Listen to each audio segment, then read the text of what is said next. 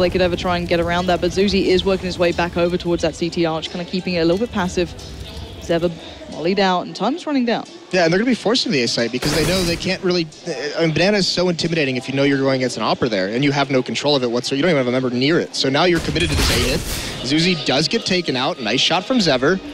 So they have opened up a little bit, but they're not committing to anything quite yet. Here comes some of the nades. But Top Gun again with that AWP is going to find one. Azadar has one of his own, but he's just sitting back waiting for any kind of peek, any mistake from the defense, and they're not making it. So far, it's a good crossfire. It's a little bit terrifying, though, because one can check off the other without being seen. And that's Never finding Top Gun. But, oh, my God, is it to just whiffs the shot? And now, suddenly, it's an easy closeout by Chiefs. That got a little bit hairy then towards the end. But, to be fair, as said, that investment was risky as hell, and it actually paid off. Yeah, and it's going to pay off even more in these next coming rounds because MVP is in a situation where K's at 1,400, Zadar at 1,400, Eamon only at 1,500. I mean, there's not a lot of money. This would be another double save scenario if they could afford to, but one save and Chiefs is going to be at 15. So they're going to have a very, very struggled buy in the next round. Yeah, a little bit of a switch up coming out from MVP, just heading straight up second mid. Maybe trying to catch out Top Gun, who's been playing very close to this. You can see the bait being played out here, and they are going to actually pick him up. That's Dexter, going down. So they are going to be pressuring in towards A. Nice little bait by Case to try and keep him real close. Now they know where Top Gun is. Can they find anything else here? He's going to back away as much as possible. He knows he's going to be pressured down. Now he's got backup. Burns over here. But already, the T-side's made it through. Yeah, it's just Zuzi in the pit. He's got to hold off so much. He sprays down one, heavily damages K's. They don't have armor, so this is a good spot, but they do find him down into a 3-on-3. There is one op on Top Gun still. Lightstep is just coming over now, and actually this is a little bit scary for MVP. All their players are isolated into the bomb site. No one has been able to get any kind of strong post-play opposition. Okay, a little bit of a curious flash and switch then. Burns easily going to find Case, but Lightstep moving him inside, leaves just one man alive, and it's Zeva. He's found one, but that's all he's going to get. And Top Gun makes his way back in, and he will get the defuse. That will put Chiefs on that important round towards 15. Not point. They needed that plant though, because now instead of having Galils or Tech 9s, they can have AK-47s if they want them. So that was actually a huge plant to find. Almost able to win it out, and they did that smart. They were a very smart MVP with 3 players isolated in the site like that. Do the flashes, try and get out, see what you can make from it. You just have to escape that position because if you wait for the retake to crunch in like that with so much time on the clock, I mean it's just a definite loss. All right, MVP, what have you got up your sleeve this time? 13-15. Chiefs are now taking over. Once that double orb setup came into play, Top Gun is still running that as well. It just started to really hammer home. Pretty much what we expected, I guess, from the start, but maybe not to this sort of extent of a scoreline. But then again, still a little bit of life left towards MVP. They are taking over mid very slowly. And Top Gun, what a position to play with that orb. Yeah, why not? The sad thing is, well, not sad, but the crazy thing is he could have actually made that work very well then. Yep. But this is good too because he switched it up. Now instead of having it mid, he's going to take it over towards Halls.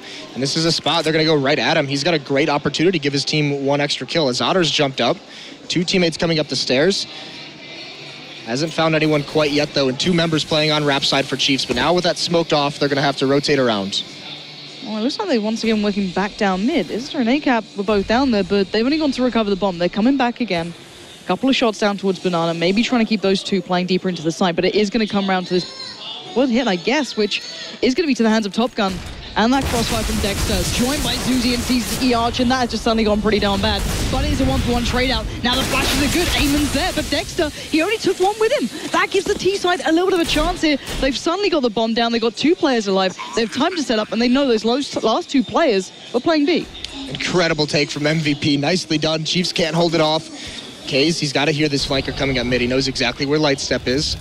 Molotov is going to block off Lightstep from even moving forward, and now it's a situation where they might want to save these guns.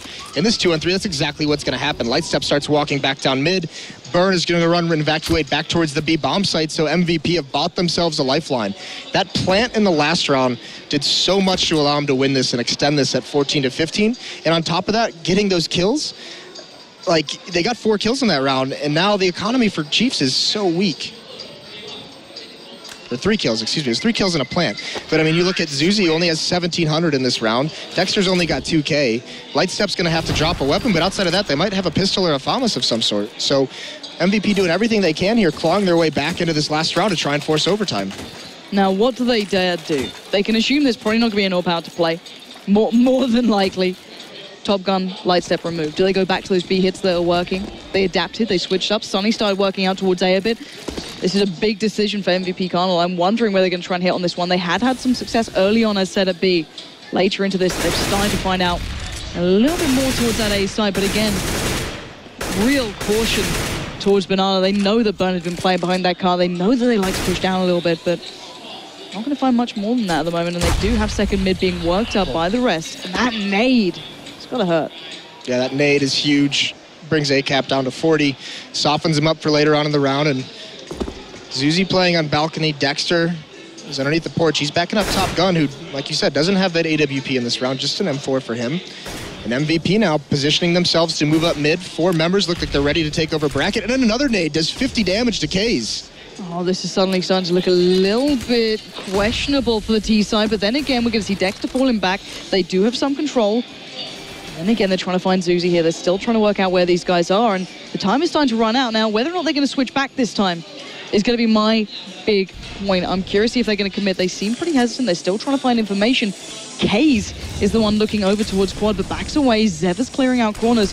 40 seconds left. They're going to have to make a move soon, and already 4 players for Chiefs are here. They're flashing out towards Bit, but this time Zuzi hasn't been flashed. He has time to work with this, but finally the T-side get a shot at it, but it doesn't matter. Top Gun lays the smackdown, and there you have it. The crossfire was sublime, and in the final round, it is the Chiefs start with the goods. Yeah, what a read out of Chiefs in that last round. MVP takes a little bit too long, plays their hand a little too early. 4th member comes back, but it was all on Zuzi and his teammate inside the bomb site. That crossfire was sick. Zuzi gets the first kill, just hides on balcony. His teammate gets the second one, who's coming to clear him out. So that's a great win for Chiefs in this first match. We talked about the inexperience of these players. Well, now they've got a win under their belt. Yeah, that is going to probably make them feel a hell of a lot better going forward in this tournament. Get that first victory down. Great seeing Top Gun really performing. Let's remember how much they had to put in towards finding those double orbs and all of these kind of very risky calls. And I'm wondering who made that call. That call was so ballsy. I like it. It was great. And it worked perfectly for him. The 2 ops get the first 2 kills. I mean, sometimes you see some of the ops, the investment into that come out, and they lose a player before, and you could see Havoc from Renegades giving his Aussie brothers a high five of congratulations.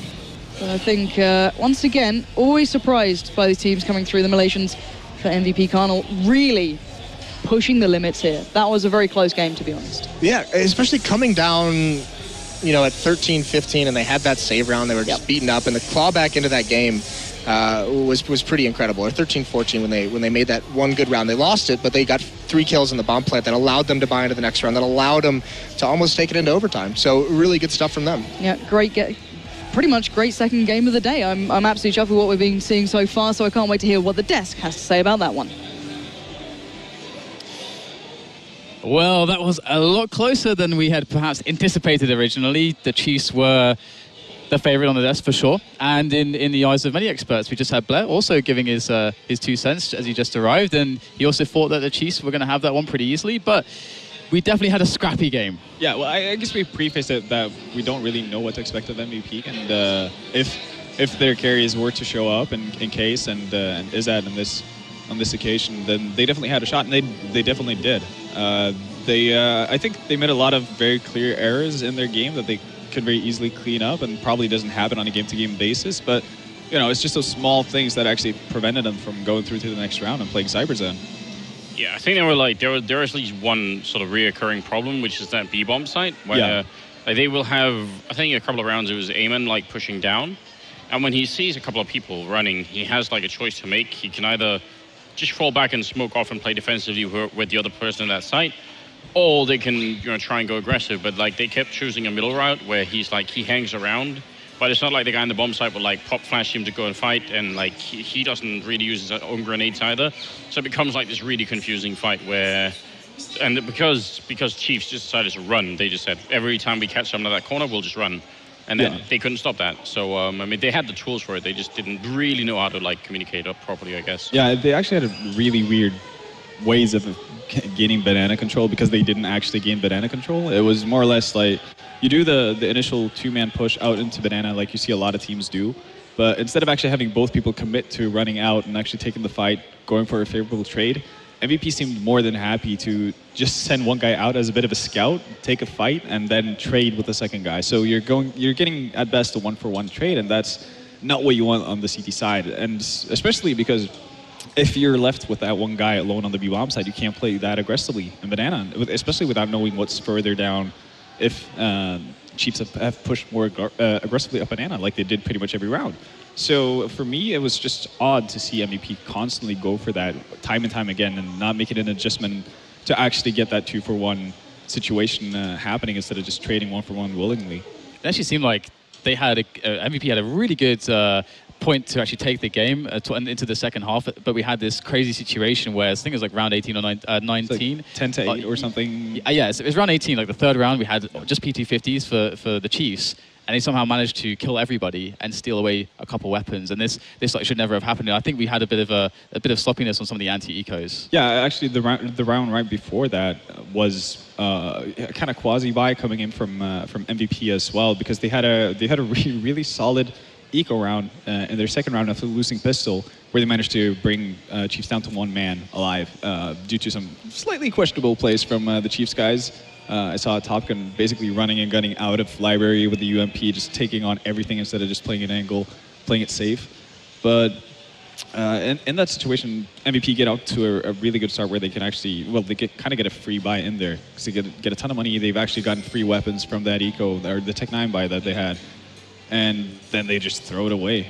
Like, not really sure how, because in the following round that you were talking about, they actually have the money to get a full buy in, while Chiefs, they just held on to those 2 pistols, but they get a clean, I think they actually got a clean round, a completely flawless round out of it. Yeah.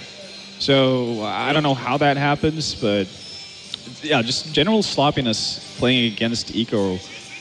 That was kind of the story of the game for both teams. Yeah, I think. Just any quick final thoughts, Sanders? It was nice to see that BX shoot coming out from MVP, where they planted the bomb sort of almost on the staircase going into the B-bomb site, right? So a bit of a throwback to an earlier. MSI beat it. Yeah, exactly. So I like seeing that. That was cool. Yeah, I mean, just I think some good quality in Case and this side. That was interesting to see. Yeah. I think they shouldn't feel down about their performance right now, and I think they have a really good shot at actually making it through still. All right. They'll have another shot. They're going to play against Risky Gaming. Yeah, and I would see them as favorites going into that. It's going to be very interesting to see, actually. I mean, the Aussies are one step closer to the Russell Crowe dream, which is making movies, making music, and fighting around the world. So we'll see more from them later on.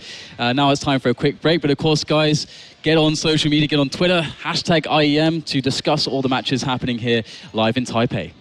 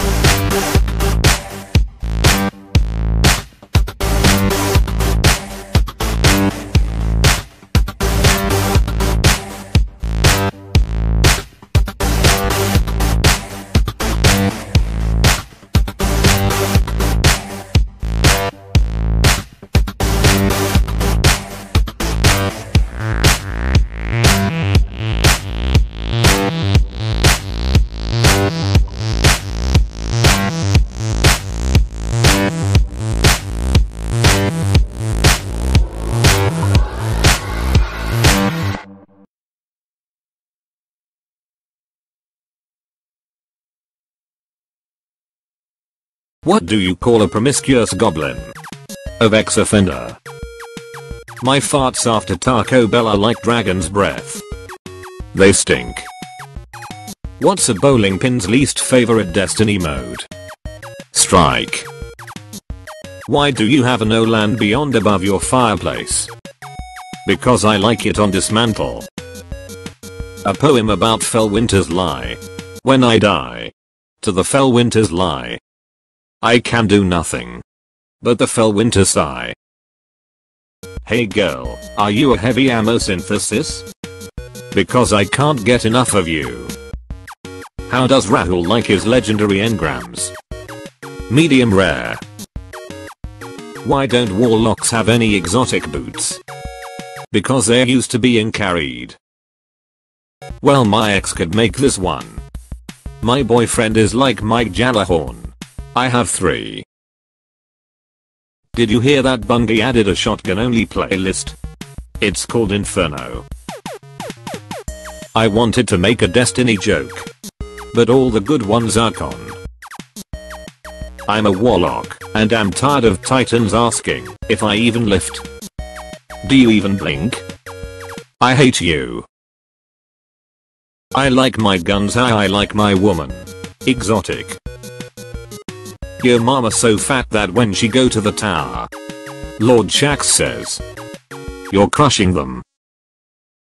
Or Theon just got ejected from the game. Turns out he was taking supplicants. What did Crota say to the Queen? Hive my babies. What did Edward Stark say at the Iron Banner? Brace yourself, Fellwinter is coming. Why do people quit Mars strikes? Because they don't have the patience and time.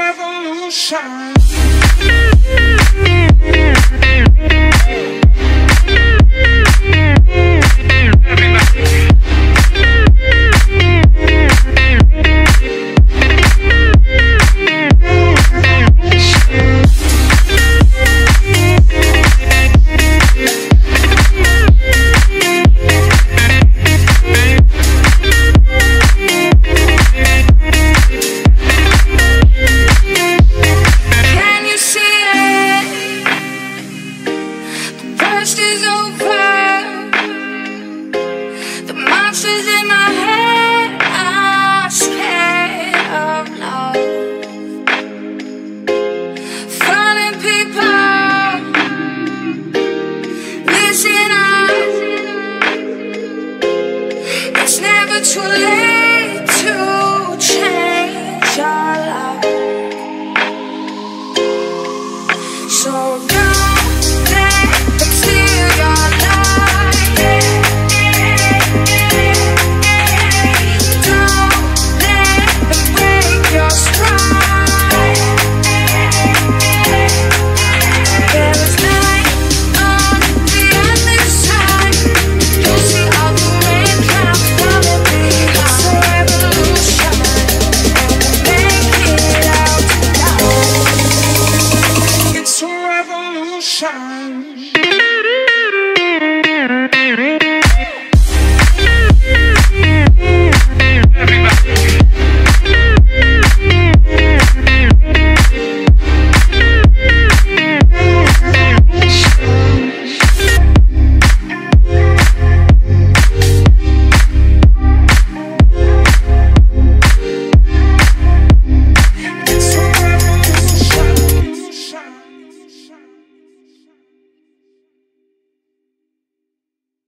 Hier los.